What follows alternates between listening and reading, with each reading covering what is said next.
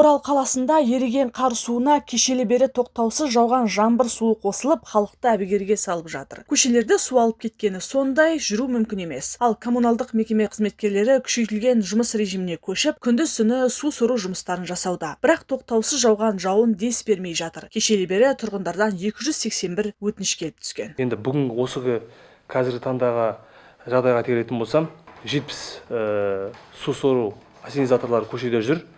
Бүгіннен бастап түстен кейін 100 арнайы техникаға дейін, яғни 100 вакуумкаға дейін көбейтуді жоспарлаудамыз. Оның басым көпшілігі жекелердікі, олар жалдамалы түрде жұмылдырамыз. Одан бөлек 108 қосымша арнайы техникалар бар. Бұл КАМАЗдар, каттар, жүктегіш, мотопомп сияқты басқа да техникалар.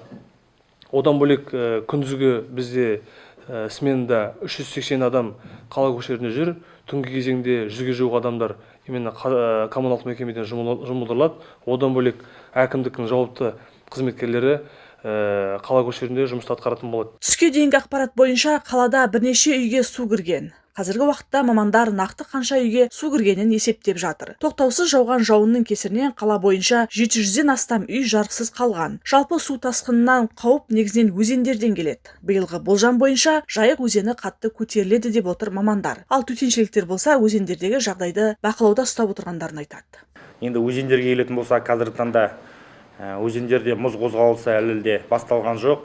Яғни кейбір жерлерде мұз қарайды, немесе мұздың үстінде су жүріп жатыр қазіргі таңда. Енді соңғы тәуліктегі көрсеткіш бойынша судың көтерілуі көп емес, плюс 10-12 сантиметрді құрайды өткен тәулікте.